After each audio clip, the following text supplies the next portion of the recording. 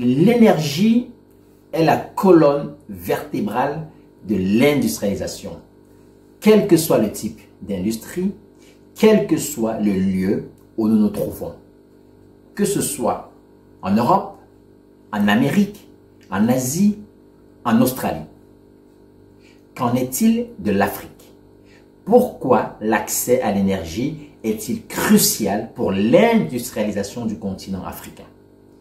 Quels sont les freins majeurs qui ralentissent notre essor industriel? Quelles solutions concrètes peuvent émerger localement? Et quid des énergies renouvelables?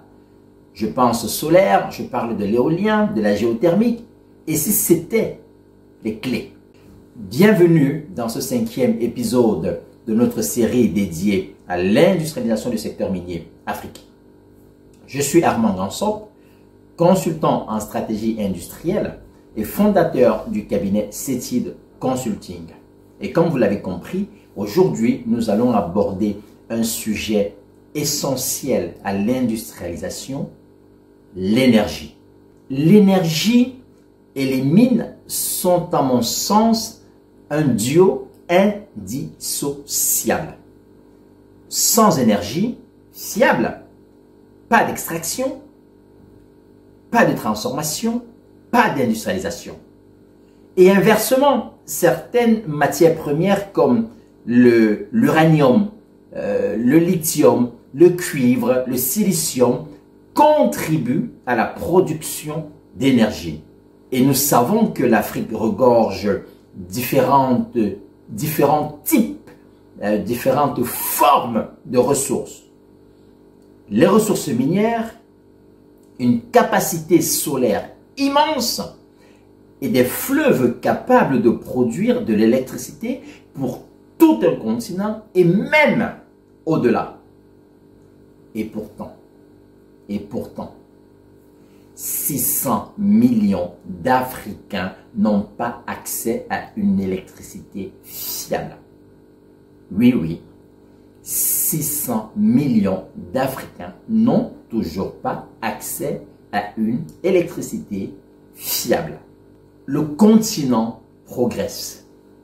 C'est certain, c'est indéniable, et je dirais même qu'il faut le reconnaître et l'apprécier à sa juste valeur.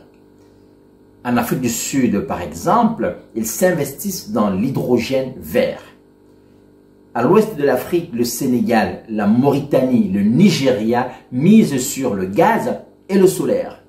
À l'est, nous avons l'Éthiopie et le Kenya qui développent à la fois la géothermie et l'hydroélectricité. Au centre de l'Afrique, on a le Cameroun qui a lancé la centrale hydroélectrique de Natigal qui devrait fournir à peu près 30% de la production d'électricité nationale. Et le Maroc qui est connu comme un leader africain du solaire, notamment avec sa centrale solaire d'Ouarzazate. Des avancées, oui, il y en a, mais pas à la hauteur des enjeux. Ce n'est pas suffisant pour une industrialisation de masse. Pourquoi? Parce que, et ça c'est mon analyse et celle des experts également, nous n'avons pas encore une stratégie énergétique structurée et intégrée dans les plans industriels. Il y a également une absence de planification à long terme.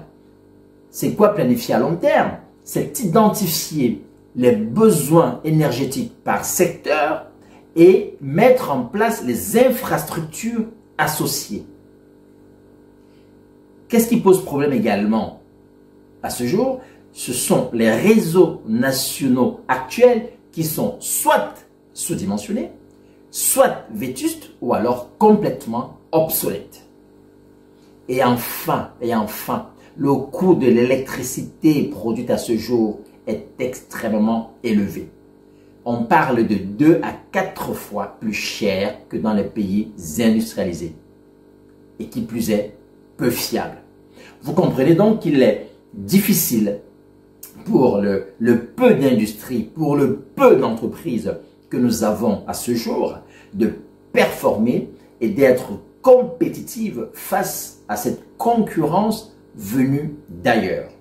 Ce sont donc tous ces éléments, c'est tout ceci qui ralentit de façon considérable l'industrialisation à grande échelle du continent africain. Que pouvons-nous faire? Que devons-nous faire? À mon humble avis, nous devons penser l'énergie comme un levier de transformation industrielle. De la même manière que je pense l'industrialisation du secteur minier comme un levier de transformation et de souveraineté du continent. Ces deux points, le développement du secteur minier et le développement de l'énergie, doivent être mis sur le même pied d'égalité et traités avec la même énergie, le même dévouement. Revenons sur l'énergie. Qu'est-ce qu'il faut faire? Pour cela, je préconise une stratégie à 3 niveaux. Le niveau national d'abord, ensuite le niveau sous-régional et ensuite le niveau continental. Et cette stratégie doit s'appuyer sur un mix énergétique qui doit être à la fois réaliste, durable et optimisé. Je parle de quoi quand j'évoque le mix énergétique? Je parle du solaire, où on peut développer des mini-réseaux locaux, où on peut construire des machines industrielles solaires. Je parle de quoi d'autre? Du nucléaire civil pour des projets, certes, à long terme. Je parle de quoi également? De l'hydrogène vert pour des usages industriels et également l'export. On peut citer également la biomasse et la géothermie qu'on peut utiliser dans les zones rurales. Et enfin, l'hydroélectricité qui pour moi devrait être la véritable clé pour une industrialisation massive du continent, pour une production de masse. Je vais vous citer un exemple, c'est le projet du Grand Inga, le fleuve Congo de la RDC, qui a, tenez-vous bien, un potentiel de plus de 40 000 mégawatts. Un potentiel de plus de 40 000 mégawatts. C'est l'un des plus grands barrages hydroélectriques au monde et qui pourrait alimenter plus de 500 millions d'habitants. Oui, oui, vous l'avez bien compris. Plus de 500 millions d'habitants. Vous comprenez donc qu'une des solutions pourrait être le développement de ce barrage hydroélectrique. Mais malheureusement, le projet traîne, il s'attarde à démarrer pour plusieurs raisons, la coordination, l'absence de financement structuré, la vision politique, et j'en passe. On peut également parler du Maroc, hein, avec notamment sa centrale solaire thermique Nour, qui peut être citée, qui doit être citée comme une source d'inspiration pour des projets miniers dans les zones ensoleillées. Il y a également le Kenya qui produit, du moins qui a développé la plus grande centrale géothermique d'Afrique. Du côté de l'Afrique du Sud, qui reste le pays le plus industrialisé d'Afrique, hein, qui est toujours en tête de peloton, c'est vrai, ils sont largement en avance. Ils ont développé, ils ont mis en place ce qu'ils appellent une stratégie hydrogène vallée pour relier production, transport et ce qu'ils appellent usage industriel. Je peux vous citer également l'inauguration tout récemment du barrage de la Renaissance en Éthiopie d'une capacité de 6000 MW qui est actuellement le plus gros barrage hydroélectrique d'Afrique en fonctionnement.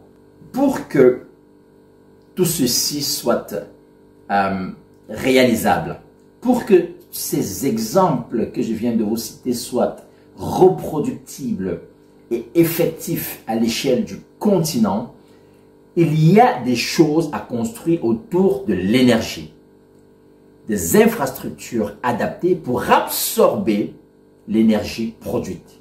On parle de quoi? On parle des réseaux intelligents, appelés smart grid dans le jargon. On parle des usines modulaires de transformation qui seront proches des zones minières. On parle de stations solaires mobiles pour des petits sites miniers.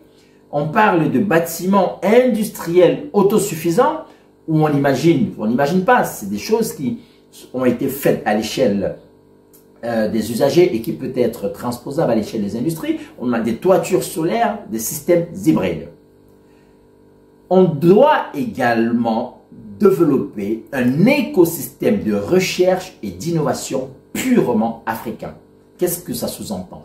Ça sous-entend de créer des centres de recherche et développement énergie mine. Ça sous-entend de développer des solutions locales de stockage, d'optimisation de consommation.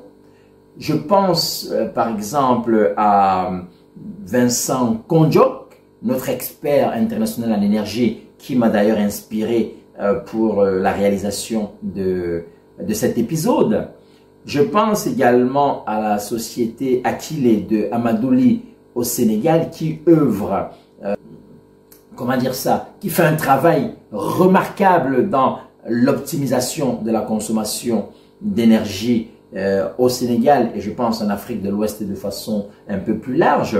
Je pense également à mon partenaire Franck Kenyé qui propose des solutions pour les usagers, d'autres solutions pour un mix énergétique qui va permettre à la fois d'industrialiser le continent sans priver la population, sans priver l'accès à l'électricité de la population. Ce serait quand même dommage d'industrialiser un continent pour le bien-être de sa population et en parallèle, ou en même temps, de la priver de cette électricité pour faire fonctionner nos usines. Voilà pourquoi nous préconisons, en tout cas les experts avec qui j'ai pu échanger sur le sujet, les lectures que j'ai pu avoir et le retour d'expérience que j'ai de mes précédentes fonctions, le mix énergétique serait la solution. Il n'y a pas une énergie qui va dépasser une autre. Il faut cet ensemble de mix énergétique pour le fonctionnement, le développement de nos industries, mais également pour maintenir le niveau de vie des populations locales. Vous l'avez donc compris au fil de cet échange, de cet épisode, pas d'industrie sans énergie et pas d'énergie durable sans une vision stratégique. Si nous voulons transformer localement nos minerais, si nous voulons créer des usines, si nous voulons développer des chaînes de valeur, si nous voulons créer des emplois durables, il nous faut une énergie moins chère, plus fiable et accessible. Il nous faut des infrastructures conçues pour absorber cette énergie et il nous faudrait une stratégie à 3 niveaux qui se veut ambitieuse, pragmatique et alignée sur les besoins industriels. Le moment est venu d'écrire notre propre modèle de développement énergétique, un modèle qui allie souveraineté, innovation et inclusion. Je vous invite à réfléchir à cette équation qui m'est apparue, qui résume un peu l'épisode. Mine plus énergie égale industrialisation plus création de valeur locale. Je vous remercie de m'avoir écouté. À très bientôt pour l'épisode 6. Et si ce sujet vous a interpellé, n'hésitez pas à le partager, à réagir ou à nous contacter pour en discuter. À bientôt.